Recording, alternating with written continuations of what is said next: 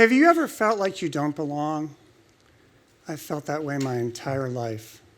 Recently, a thought occurred to me. What if, on my journey to belonging, I embrace my story of origin and I encourage others to do the same? When I was in grade school, I was on a Little League team, and I was assigned to center field. When that first fly ball came my way, I missed it. I soon discovered that sports wasn't for me, so I turned to music. I continued playing music all the way through high school, eventually earning the spot of first clarinet in my wind symphony. While I'd found my place in music, I still struggled with questions of identity and belonging. I knew that I was gay and adopted since I was 5. But because of a lack of knowledge of my true family origin, I always felt like I didn't belong. I was in a family that loved me unconditionally. I still sought the answer to the question, who am I? This question often hit hardest late at night when I was in my room studying by myself, my parents already asleep, wondering why I felt so different, so unseen.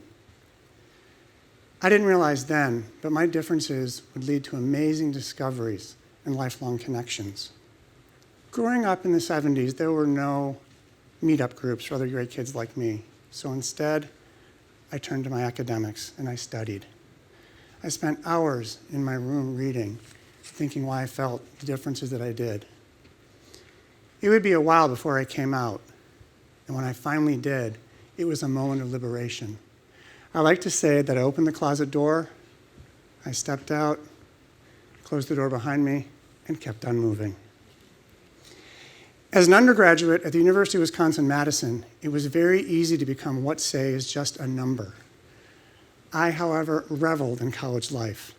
I connected with all my peers, I joined a fraternity, I spent many Saturdays at the football games, many late nights out at the bars with my friends, and many hours studying in the libraries and the dorms. I was able to finally celebrate myself. My senior year, I took part in what was called the 10% Society. It was the gay student group at UW-Madison at the time. I continued at UW for my master's degree, and it was sometime in late summer 1985, when I decided to talk to a therapist about coming out. At our initial and only session, the therapist said to me, "Greg, I don't know why you're here. You have a great sense of who you are, and you seem very happy." It was then I decided it was time to tell my family I'm gay. So sometime around December 1985, I came out to my mom. I'm the only man who's come out to his mother in the sock department at Kohl's department store. She cried and she said, "Don't tell your father." Months later, when I told my dad, he said, "Don't tell your mother." When I eventually told my younger sister, she said to me, "Why didn't you tell me earlier?"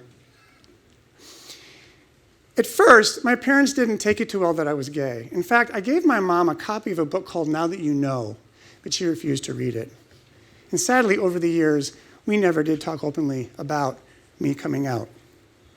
But they continue to tell me they love me no matter what. In the early 1990s, as a PhD student at the University of Florida, I began a long-term relationship with another man. And during our many years together, they welcomed him warmly into their home. At UF, I, along with other students, helped form the gay student group that is still in place at the University of Florida today. During my fun and creative years coming out, there was still that one nagging question: where did I come from? I knew where I was raised. I had a strong sense of kinship with my adoptive family and all my relatives. I had strong friends throughout the entire years. I just didn't know anything about my biological family. This was something that kept tugging at me and tugging at my heartstrings. When I was still in Madison, I discovered an adoption group.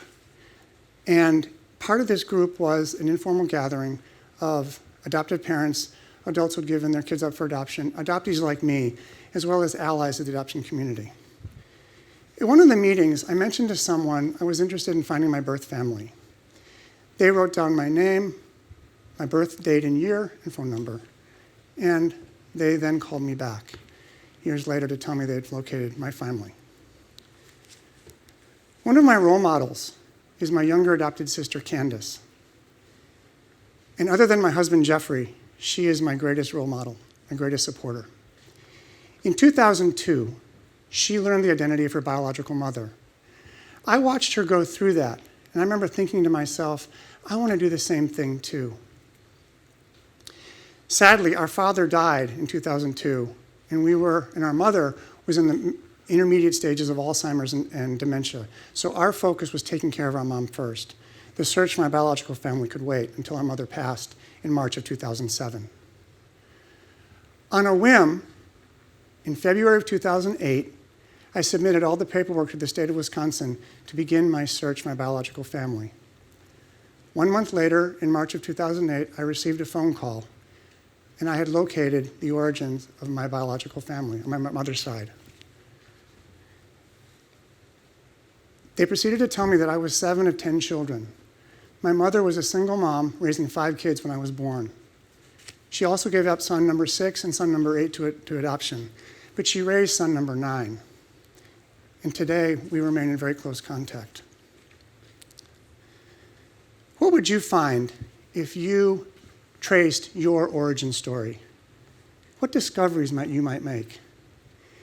In August of 2008, I met for the first time my 6 biological siblings, and we remain in close contact today.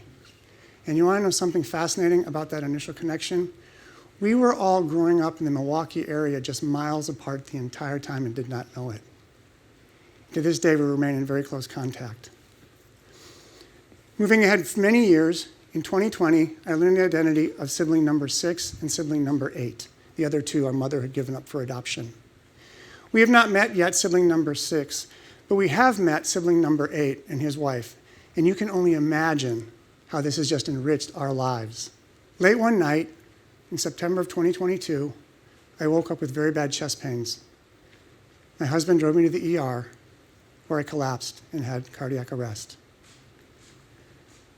Up until that point, I'd not been able to tell any doctor about my medical history because I just didn't know. Soon, I received an email from 2 siblings on my father's side that lived in Las Vegas, and they proceeded to tell me that indeed our father had heart disease.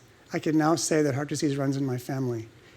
After a complete recovery, I can now say that my family history of origin is complete. My journey as a gay man and adoptee demonstrates for me that above all else, love is everything. As a gay youth, I was only surrounded by love from my parents, and the friends that I made during college, graduate school, and beyond were there to watch my amazing journey of discovery. We all search for association and identity with others, and it's in those moments when we reach out to those that in the gay community we call our extended families, those that have no blood ties to us, and those we can count on when our moments get really challenging. And we lean on them in our moments of desperation, solitude, sadness, and despair. And we realize that we do have family with us. As your journey continues, I ask you to do 2 things. Number 1, be an ally to the LGBTQ community in your family and around you. And number 2, be an ally to the adoptees that are in your family and in your community. Learn all that you can about adoption in your family. As likewise, learn all that you can about the LGBTQ community in the world. We're all in this together. As we reframe questions about sexual orientation and identity, this begins to allow us to open up and tell our origin stories.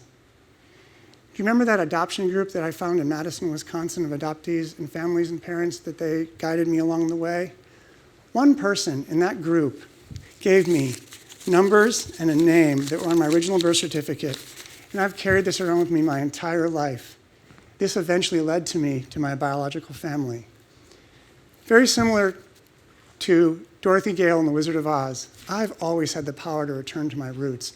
I was just waiting for the right time to do it. We all feel like we don't belong sometimes, but our origin stories assure us that we do, and that we can allow others to share their stories as well.